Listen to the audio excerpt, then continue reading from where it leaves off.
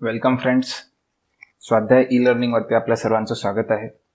Covid मधला आपलं second lecture आहे आज. या ठिकाणी आपण उरलेले 5 टॉपिक डिस्कस करणार आहोत. सुरू करू. पुढचा टॉपिक आहे आपत्कालीन कायदे, इमर्जन्सी लॉज. ठीक आहे, आता सरकारने या इमर्जन्सी सिच्युएशनसाठी लढण्यासाठी काही कायद्यांचा त्या ठिकाणी वापर करून काही गोष्टी केलेल्या आहेत. तर ते कायदे सुद्धा न्यूजमध्ये होते, त्याच्यामुळे आपल्याला त्यांच्याविषयी माहिती असणं आवश्यक आहे. तर बघा, सगळ्यात पहिला कोणता कायदा आहे? महामारी कायदा 1897. ठीक आहे, याला आपण एपिडेमिक ऍक्ट 1897 असे सुद्धा म्हणतो, एपिडेमिक ऍक्ट. तर बघा, कोविड-19 विषाणूचा प्रसार थांबावा यासाठी उपाययोजना करण्यासाठी केंद्र सरकारने सर्व राज्यांना महामारी कायदा 1897 याच्या कलम 2 मधील तरतुदींना लागू करण्याविषयी सूचना केलेली आहे. तर हा जो ब्रिटिश काळातला कायदा आहे, तर याचा तुम्ही वापर करा अशी सूचना त्या ठिकाणी केंद्राने त्या ठिकाणी राज्यांना केली.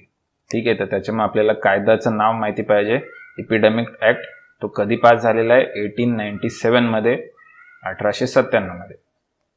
आणि याच्याने सरकारकडे वेगवेगळ्या इमर्जन्सी पॉवर्स आलेल्या आहे. ठीक आहे, म्हणजे सरकारने जे पण काही बंदी आणलेली आहे, दुकानं पर्टिक्युलर टाइम मध्ये चालू पाहिजे, रस्ते हे बंद पाहिजे, ट्रान्सपोर्ट बंद आहे. ठीक आहे, तर हे सगळं, रेल्वे थांबलेले आहे, तर हे सगळं काही करण्याचे पॉवर्स जे आहे सरकारला या कायद्यातनं प्राप्त झालेले आहे. अजून बघा काय आहे की तसेच धोकादायक साथीच्या रोगांच्या विरुद्ध विशेष उपाययोजना करण्याचे आणि नियम आखण्याची शक्ती प्रदान करते. ठीक आहे, बघा, हेच मी इतक्या सांगितलं की विशेष उपाययोजना ज्या आपण करायच्या आहे, तर याची पॉवर त्या ठिकाणी या कायद्यातनं सरकारला मिळते आणि त्या कायद्याचा सरकारने इथे वापर केलेला आहे. हा कायदा सर्वप्रथम बॉम्बे राज्यामध्ये 1897 साली झालेल्या ब्युबोनिक प्लेग साथीच्या वेळी त्या ठिकाणी लागू करण्यात आला होता. ठीक आहे, म्हणजे ब्युबोनिक प्लेग जो आला होता 1897 मध्ये, त्या काळी हा या ठिकाणी कायद्याचा वापर त्या ठिकाणी सगळ्यात पहिले करण्यात आलेला आहे. तर आपल्याला राज्य पण माहिती पाहिजे. बॉम्बे स्टेटमध्ये करण्यात आला होता 1897 ब्युबोनिक प्लेग, आणि सेम कायदा परत आता वापरण्यात आलेला आहे. त्याच्यानंतर अजून एक कायदा आहे की आपत्ती व्यवस्थापन कायदा. ठीक आहे, डिझास्टर मॅनेजमेंट ऍक्ट 2005 तर याचा सुद्धा सरकारने वापर केलेला आहे. हा कायदा बघा, संयुक्त राष्ट्रसंघाने म्हणजे युनायटेड नेशन्सने 1991 ते 2000 हे दशक डिझास्टर रिस्क रिडक्शन दशक, डिझास्टर रिस्क रिडक्शन डिकेड म्हणून डिक्लेअर केले होते. त्याच्यानंतर जो सेंडाई फ्रेमवर्क आहे, आता इथे मी ते दिलेलं नाहीये, पण आज एक सेंडाई फ्रेमवर्क म्हणून आंतरराष्ट्रीय स्टँडर्ड होतं, तर त्याचा वापर करून या ठिकाणी आपत्ती व्यवस्थापन कायदा, डिझास्टर मॅनेजमेंट ऍक्ट हा या ठिकाणी तयार करण्यात आलेला आहे. या कायद्यानुसार आपत्ती व्यवस्थापनासाठी त्रिस्तरीय संस्थात्मक रचनेची तरतूद करण्यात आलेली आहे. 3 स्टेज त्या ठिकाणी यंत्रणा उभारण्यात आलेली आहे. त्यामध्ये राष्ट्रीय, राज्य आणि जिल्हा या 3 स्तरावरती आपत्ती व्यवस्थापन प्राधिकरण तसेच राष्ट्रीय आणि राज्य स्तरावरती कार्यकारी समितीच्या स्थापनेची तरतूद करण्यात आलेली आहे. 3 स्टेजेसमध्ये इमर्जन्सीसाठी किंवा डिझास्टरसाठी डील करण्यासाठी प्रोव्हिजन्स केलेले आहे. कोणते 3 स्टेजेस आहे बघा, तर सगळ्यात पहिला आहे राष्ट्रीय आपत्ती व्यवस्थापन प्राधिकरण, नॅशनल डिझास्टर मॅनेजमेंट ऑथॉरिटी. ठीक आहे, प्राधिकरण आहे म्हणजे काय? ऑथॉरिटी. ठीक आहे, तर आता ही कुठे स्थापन केलेली आहे? तर मंत्रालयाअंतर्गत. कोणत्या? केंद्रीय गृह मंत्रालयाअंतर्गत. ठीक आहे, तर ही मिनिस्ट्री आपल्यासाठी इम्पॉर्टंट आहे. होम मिनिस्ट्रीच्या अंतर्गत NDMA ची स्थापना त्या ठिकाणी केली जाते. याच्यामध्ये जास्तीत जास्त 9 मेंबर्स असतात. याची स्थापना 30 मे 2005 ला केलेली आहे. ठीक आहे, इथे मे पाहिजे होतं, प्रिंटिंग मिस्टेक आहे. ओके, त्याच्यानंतर याचं मुख्यालय आहे नवी दिल्लीला आणि याचे अध्यक्ष आहे पंतप्रधान. ठीक आहे, तर हे आपल्याला 2-3 पॉईंट्स याच्याविषयी माहिती पाहिजे, NDMA विषयी. ठीक आहे, फक्त लक्षात ठेवण्यासारखं कोणतं आहे? मंत्रालय माहिती असणं पाहिजे, बाकीचं आपण थोडंसं कॉमन सेन्सने गेस करू शकतो. आता तसंच बघा, या ठिकाणी राज्याच्या पातळीवरती राज्य आपत्ती व्यवस्थापन प्राधिकरण स्टेटच्या पातळीवरती आहे. महाराष्ट्रात त्याची स्थापना 2006 मध्ये करण्यात आली आणि याचे अध्यक्ष ऑफकोर्स मुख्यमंत्री असणार आहे. आणि तेच डिस्ट्रिक्टच्या लेवलवरती डिस्ट्रिक्ट डिझास्टर मॅनेजमेंट ऑथॉरिटी, याचे अध्यक्ष DM आहेत, जिल्हाधिकारी. ओके, आता हे तर झाले प्राधिकरण. ठीक आहे, म्हणजे हे नियम किंवा रूल्स त्या ठिकाणी फॉर्म करणार. ठीक आहे, आता त्याच्यासाठी अजून काही काही आपल्याला गोष्टी लागतील, की एखादी फोर्स पाहिजे जी एखादं डिझास्टर आलं असेल तर तिथे जाऊन लोकांना त्याच्यातनं काढण्यासाठी प्रयत्न करेल. ठीक आहे, तर मग ते फोर्सचं नाव आहे, पहिले राष्ट्रीय बघू, राष्ट्रीय आपत्ती निवारण दल NDRF. आणि स्टेटच्या बाबतीत आहे SDRF. तर या दोन फोर्सेस आहे ज्या त्या ठिकाणी ऍक्च्युअल काम करतील.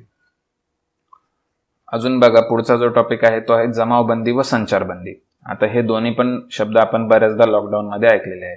तर एक्झॅक्टली त्याच्यामध्ये काय काय फरक आहे तर बघा, जमावबंदी म्हणजे काय की फौजदारी दंड संहिता म्हणजे क्रिमिनल प्रोसिजर कोड, फौजदारी दंड संहिता क्रिमिनल प्रोसिजर कोड याच्या 1973 याच्यामधील कलम 144 नुसार, ठीक आहे, 144 नुसार या ठिकाणी जमावबंदी लावण्यात येते. ठीक आहे, जमावबंदीचा आदेश जिल्हाधिकारी देतात. ठीक आहे, पण आता जमावबंदीची जी डेफिनेशन आहे ती या ठिकाणी CRPC मध्ये दिलेली नाहीये, ती दिलेली IPCच्या 141 मध्ये. तिथे आपण अनलॉफुल असेंब्ली असं त्या ठिकाणी लिहिलेलं आहे. ठीक आहे, म्हणजे अनलॉफुल असेंब्ली त्या ठिकाणी कोणी त्या ठिकाणी तयार करू शकत नाही. ठीक आहे, म्हणजे एकत्र येण्याचा जो आपला अधिकार आहे, ठीक आहे, आर्टिकल 19 मध्ये दिलेला, तो त्याच्यावरती या ठिकाणी याच्याने रिस्ट्रिक्शन आणता येतात. ओके, कायदा आणि सुव्यवस्थेचा प्रश्न निर्माण होऊ नये यासाठी खबरदारीचा उपाय म्हणून जमावबंदीचे आदेश जारी केले जातात. ठीक आहे, कायदा व्यवस्थेचे सिच्युएशन तयार नको व्हायला. नोटीस काढून कुठल्याही व्यक्तीला काहीही कृत्य करण्यापासून रोखण्यात येते. 4 पेक्षा जास्त व्यक्तींना एकत्र येण्यास मज्जाव केला जातो.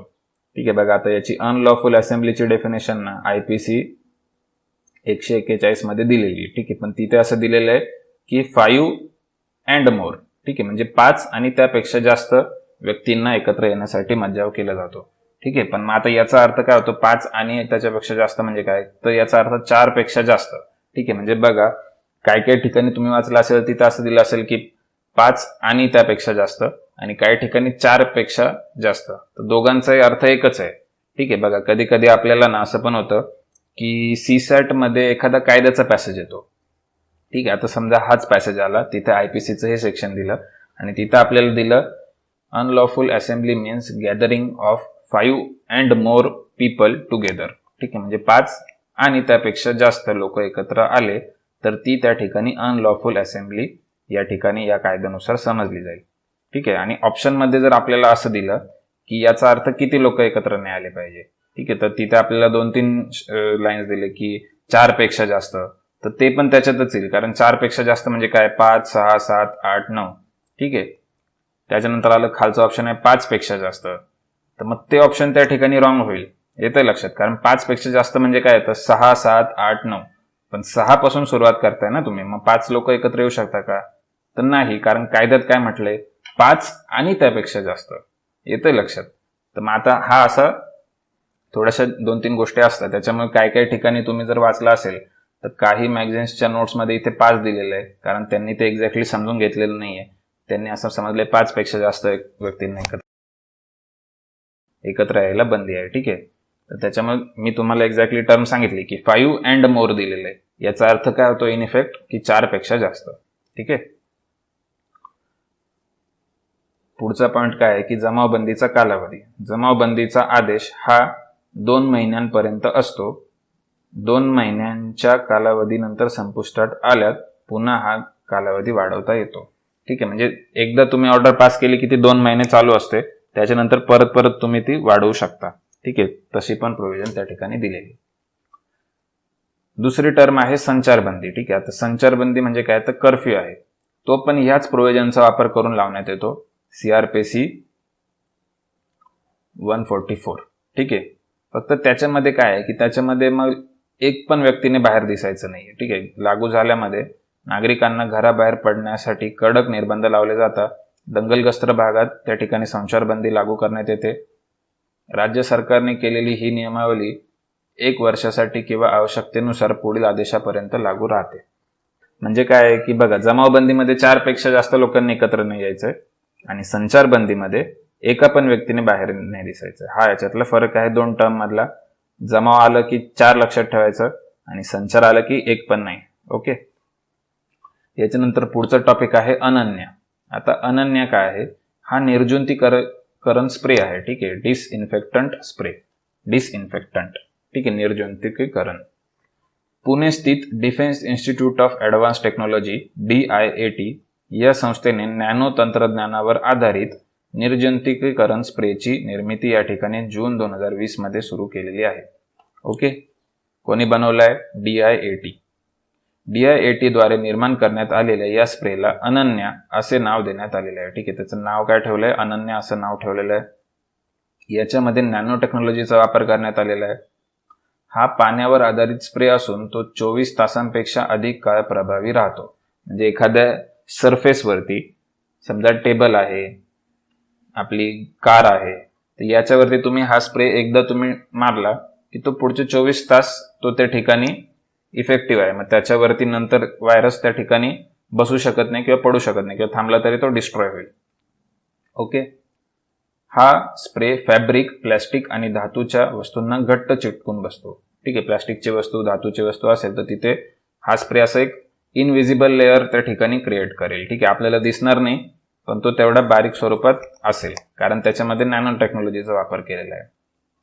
त्याच्या विषारीपणाचा मानवावर होणारा परिणाम नगण्य आहे किंवा दुर्लक्ष करण्याजोगा आहे. ठीक आहे, आता काय आहे की प्रत्येक याच्यामध्ये काहीतरी कंटेंट असणार आहे जे व्हायरसला किल करणार आहे. ठीक आहे, तर मग आता असं पण होऊ शकतं की ते आपल्या हाताला लागलं, त्याच्यातून आपल्या पोटात गेलं, येतंय लक्षात. पण मग असं झालं तरी त्याचा आपल्या ह्युमन्सवरती होणारा परिणाम हा त्या ठिकाणी नगण्य आहे. ठीक आहे, नॉमिनल आहे खूप.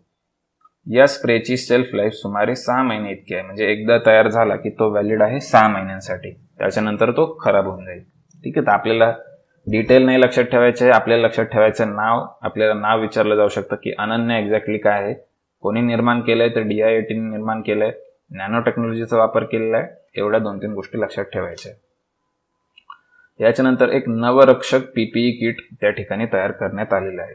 ओके, PPE म्हणजे काय? Personal protection equipment. Personal protection equipment हा PPE किटचा फुल फॉर्म आहे. मग आता मुंबई स्थित INS अश्विन मधील, ठीक आहे, आता मुंबईमध्ये एक शिप आहे INS अश्विन, तर तिच्यामधल्या नौदलाच्या वैद्यकीय संस्थेच्या इनोव्हेशन सेलद्वारे, ठीक आहे, म्हणजे INS अश्विन मधले जे पण काही वैद्यकीय संस्था आहे, तर त्यांचं जे इनोव्हेशन सेल आहे त्याच्या मार्फत या किटची त्या ठिकाणी निर्मिती करण्यात आलेली आहे आणि त्या किटला नवरक्षक असं नाव देण्यात आलेलं आहे. ओके, अनन्या काय आहे? डिसइन्फेक्टंट स्प्रे आहे. नवरक्षक काय आहे? PPE किट आहे. हे किट एकेरी पदर आणि दुहेरी पदर अशा दोन्ही प्रकारात उपलब्ध आहे.